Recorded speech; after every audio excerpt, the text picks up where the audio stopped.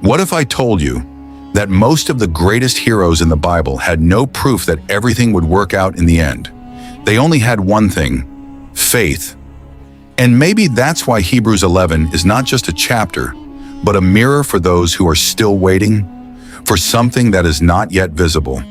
We all want answers first, then we believe.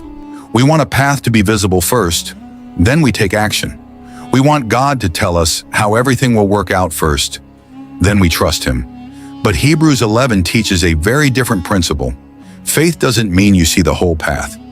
Faith means you take the next step, even though the whole path is still hidden. And that brings us to what the Bible calls one of the greatest chapters on faith, Hebrews 11. But where does this chapter begin? The first verse of Hebrews 11 says, "Faith is the assurance of things hoped for, the evidence of things not seen." Just think about it. It doesn't say that faith is believing in something you can see. Rather, it is believing in something you can't see. That's the first contradiction. The world says, see, then believe. Faith says, believe, then see what God does. But the question is such faith just words? No. Hebrews 11 immediately places us in front of people who paid the price for their faith. And the first great example is Noah. Noah was given a task that was almost impossible according to human reason. God warned him of the coming flood, and then He commanded him to build an ark. But at that time, where was the rain? Where was the flood? Where was the evidence before the people? There was only a voice, God's command, and Noah began to build the ark. Think, a man is joining wood. Days are passing. People are watching, maybe even making fun of it. And Noah? He is still working. Here lies the real secret of the story. Noah did not build the ark after the flood. He built the ark at a time when the sky was still clear. This is faith when the odds are against you, but you keep walking according to the promise you have believed. And then, one day the sky changed.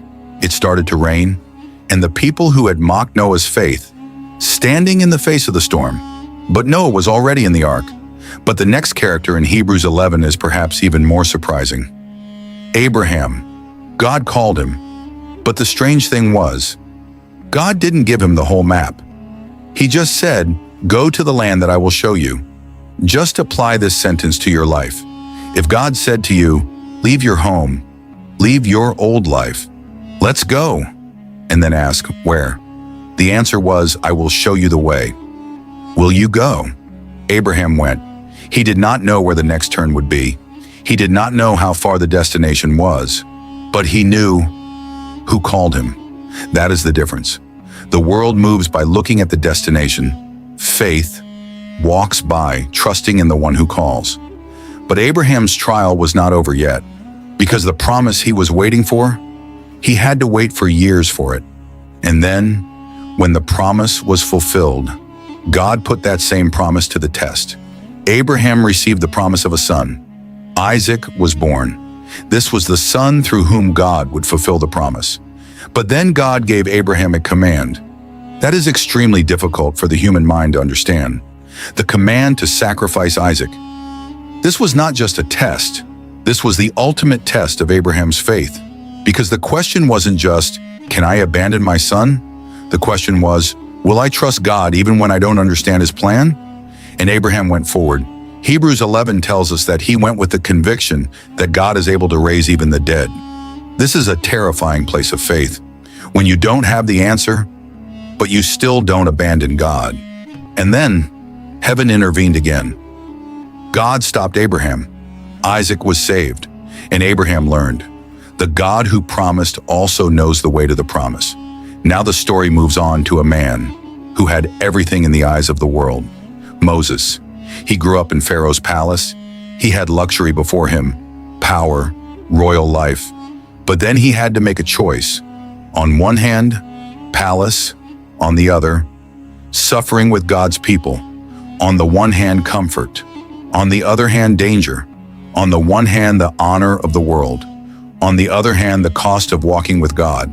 And what did Moses choose? He preferred the reproach of Christ to the treasures of Egypt. Why? because he had his eyes fixed on the reward that was not yet seen. That is the power of faith. You don't judge by the loss you see today. You judge by the end, which God has promised. Now let's come to a story that probably every child in the world knows. The walls of Jericho, a city, great walls, and on the other hand, the people of God. Perhaps this contest was strange in terms of military power, but God gave them a command that seemed even stranger to human reason. Go around the city, then again, 6 days. What was changing? Nothing. The walls stood still. Here is the suspense.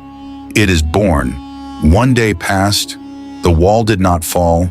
The second day passed, the wall did not fall. The third, the fourth, the fifth, the sixth, still nothing. And this is where many people give up. Because we want the results of our labor to be visible immediately.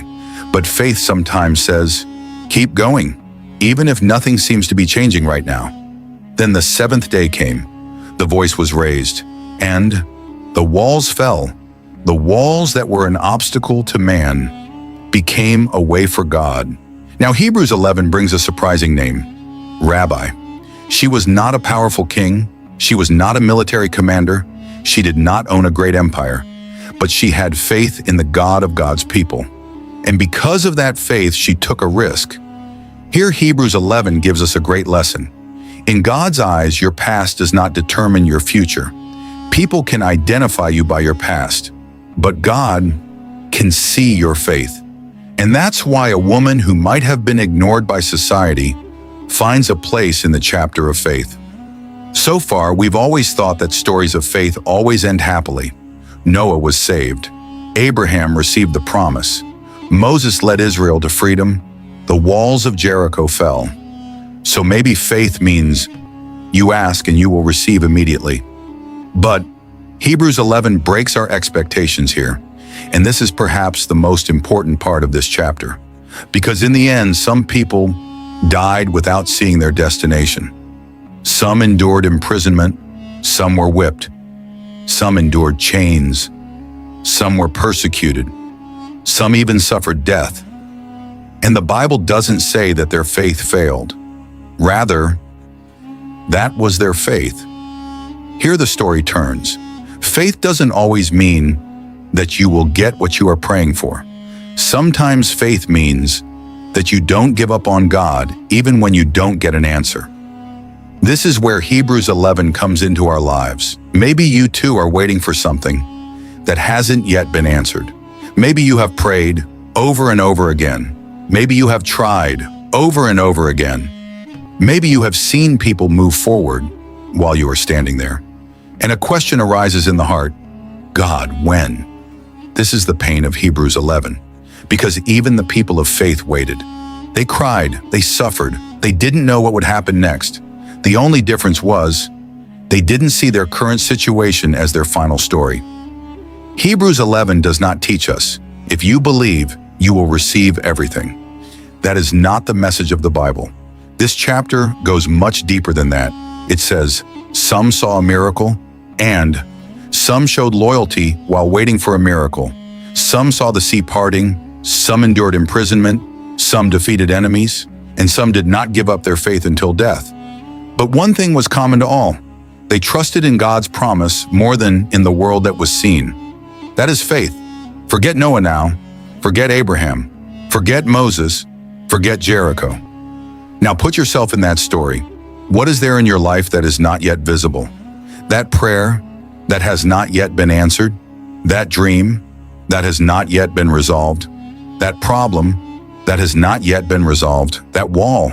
That wait that has become too long? You may be thinking, it's too late now. But Hebrews 11 asks you a different question. If God is still writing the story, why did you write the last page yourself? Remember, Noah didn't build the ark after the rain. Abraham did not set out with a destination in mind.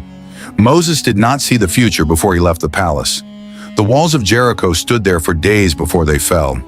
And some of the faithful remained faithful even without seeing his promise fulfilled in their lives.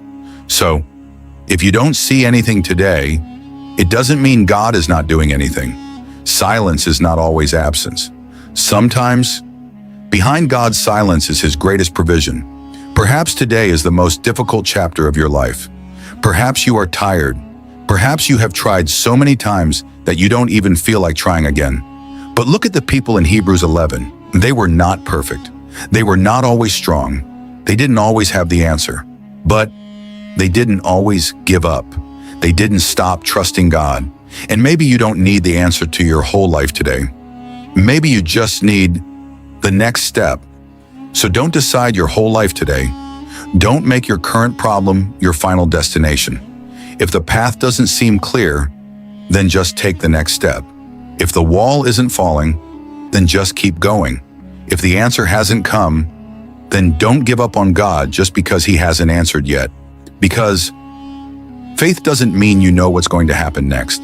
Faith means you know who you're walking with. And maybe one day, when you look back on your life, you'll remember all the days when you thought God was silent. And then maybe you'll say, "Now I understand. God was silent, but not absent." This is the secret of Hebrews 11. What is not seen today may become your testimony tomorrow. So keep walking, keep praying, keep believing,